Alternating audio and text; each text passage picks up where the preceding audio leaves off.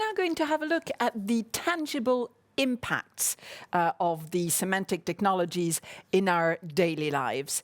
And to lead us through the first session of this second part, I would like to invite Spyridoula-Anna Pappa, who is research and development specialist, and she will explain the role of public service data in crisis prevention, Europeanisation and security. And she'll be looking at a case study of the ECPM. Good afternoon, Anna. Hello, good afternoon. Can you hear me? We can, absolutely.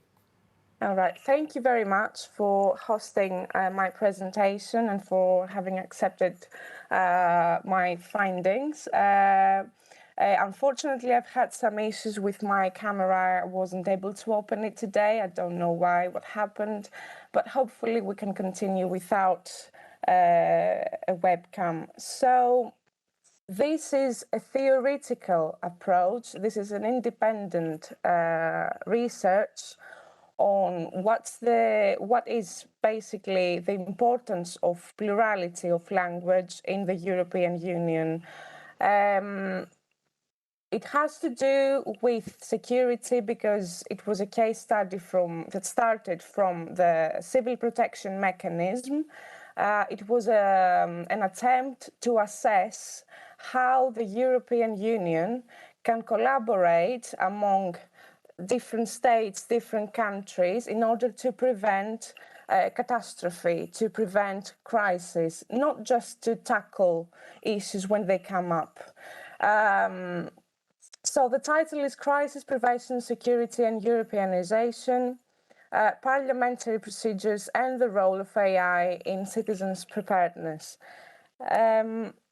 Starting from an introduction, as I said, is a theoretical approach, is a research that is still ongoing, let's say, in collaboration with municipalities in Greece specifically, and other institutions internationally. First, we have assessed the international and transnational representation, starting from the Parliament, the European Parliament, and starting from the centralization and decentralization ways that the parliaments in general and the European Parliament specifically has to deal with in order to provide solutions to common problems, dealing with a huge puzzle of different countries, different cultures, different historical backgrounds. The paradigm of the European Union is perfect to assess these things in a case study, especially under the spectrum of crisis of the pandemic, COVID-19 that we've been through recently, of wildfires that we have seen in Greece, in Spain, in France, of energy issues, renewable energy resources, the geopolitics in general that can affect us. Secondly, we have found out that language and semantics play a crucial role on how to assess the problems in all the European continent, in all these different countries. And I have personally focused on the Gramscian approach, Gramsci as how the Italians pronounce it, Gramsci as how the British prefer to pronounce it, and his cultural hegemony theory, which is very interesting in order to see under what model, let's say, what structure we can assess all those different backgrounds. And of course, we have to take under consideration the amount of intersectionality that we have in Europe. We have mentioned before, we have to deal with different states, different areas in different geographical positions with different historical background and culture, that they have to work together, and they have been working successfully together until now, as we have found out, in order to cover crisis prevention and to tackle very important issues that we have faced as humanity, as Europeans. Then we went to assess the crisis prevention in the European Union and how the civil protection mechanism has worked up to nowadays. And we have found out, of course, that the European Union, in collaboration with the United Nations, with the crisis prevention mechanisms of the United Nations, has collaborated until now to tackle these issues. Moving forward, it is important, starting from developing this research, focusing on linguistics, going deeply on the way that we communicate and having the language as a framework to assess our differences and see where we can work together more effectively. We have to assess the intersectionality aspects across the members that they haven't been assessed yet. Out of our research, we have found out that we don't tackle crisis, we prevent. We don't prevent, actually, I'm sorry, we tackle crises when they come up. We need to prevent the catastrophe before the catastrophe comes, not to just fight with the devil, let's say, with fires, with pandemics, global health issues, climate change issues, and so on. What is the role of the national linguistic characteristics of each member of the member states, and why is it important to maintain and embrace the linguistic pluralism to achieve international and transnational representation? That was one of our starting points, and I think it can be the basis model and structure to assess many other different things from the issues that the European Union has to tackle and to face straight on.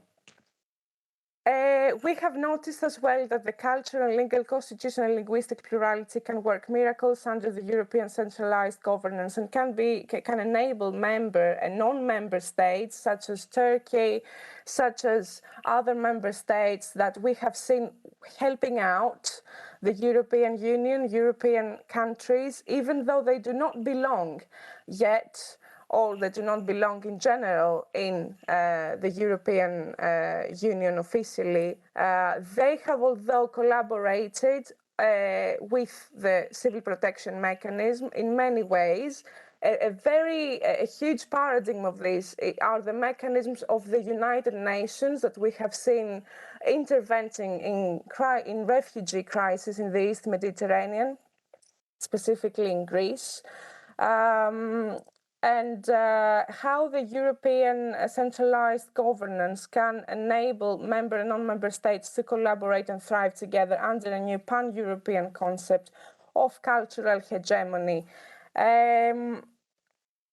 Moving forward, I would like to explain what the theoretical approach is that can help other researchers as well to move with their own researches in the European matters. So, talking about semantics of the cultural hegemony of Gramsci, what the cultural hegemony basically was for him, it refers to domination or rule maintained through ideological or cultural means. Gramsci was a communist and said that his theoretical approach and the differences of other people, they have to be eliminated in order for neoliberalism context to play a role. And he was against this, the cultural hegemony theory. He was against of eliminating all those differences and intersectionality matters, because individuality in a puzzle of different countries is very important to maintain in order to have freedom.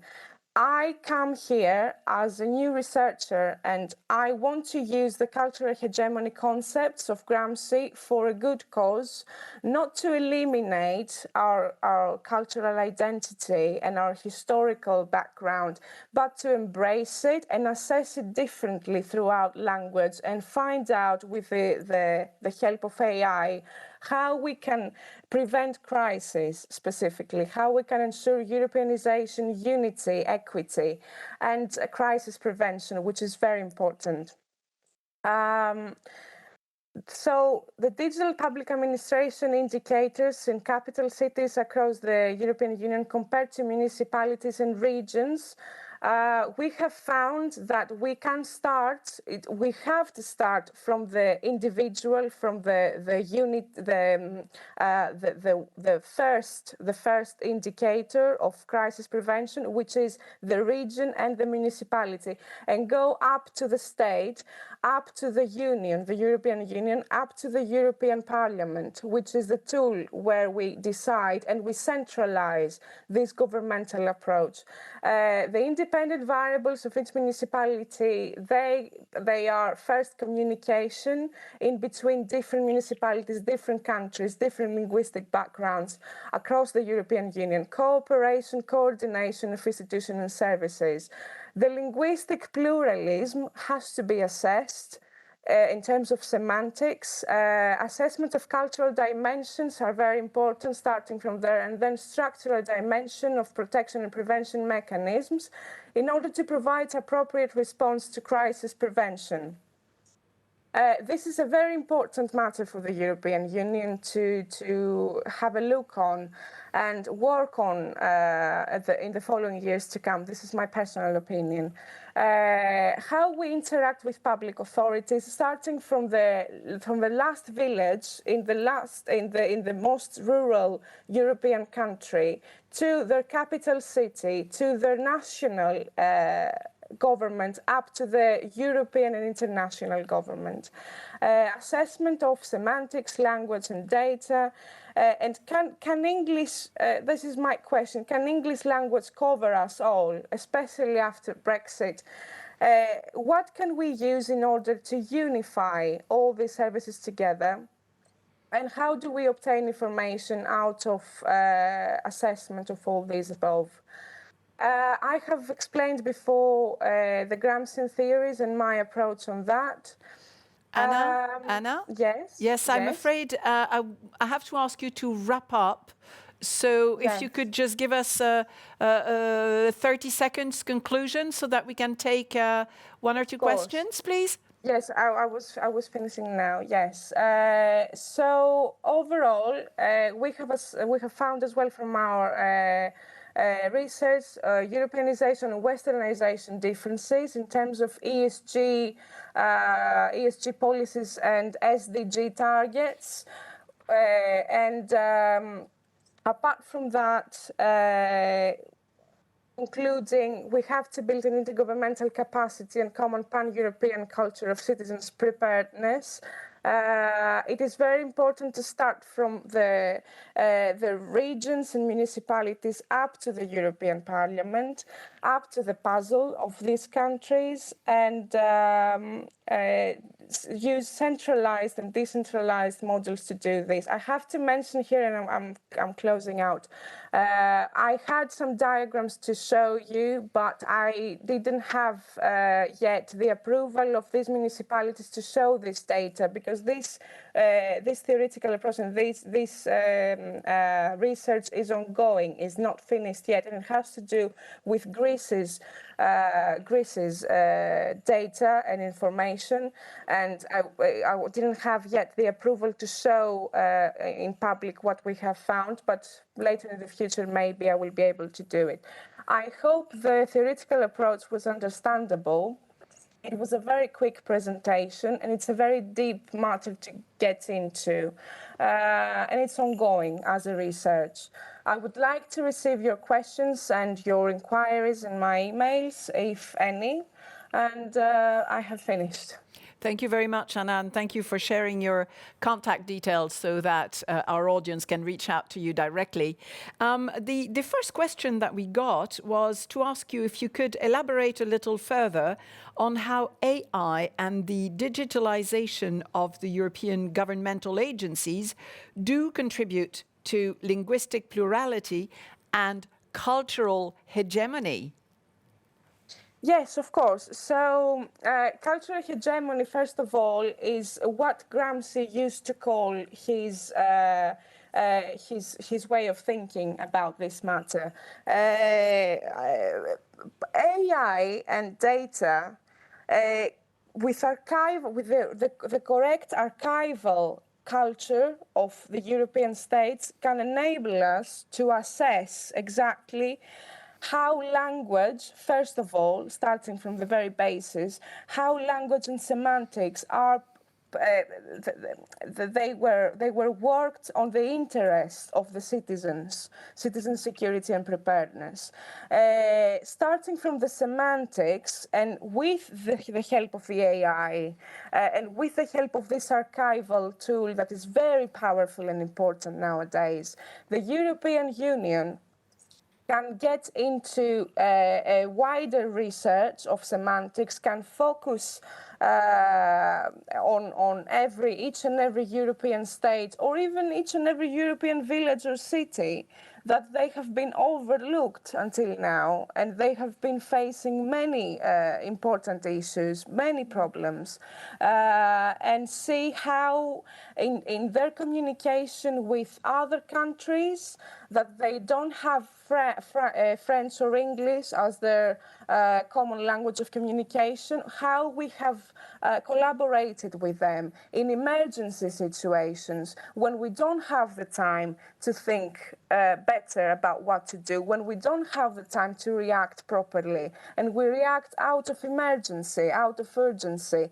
These semantics, of course, from there starts a whole other puzzle of different research approaches and research development. These semantics, what is the meaning of these for each language, national language of the European Union? And how can we assess, first report, assess, and create better ways, quicker ways, and more effective ways to communicate and apply these into our AI systems in order to be quicker in our emergency response for the citizens' preparedness and the citizens' security. Thank you, Anna. Thank you for sharing some ideas following that question. And thanks a lot for being with us this afternoon.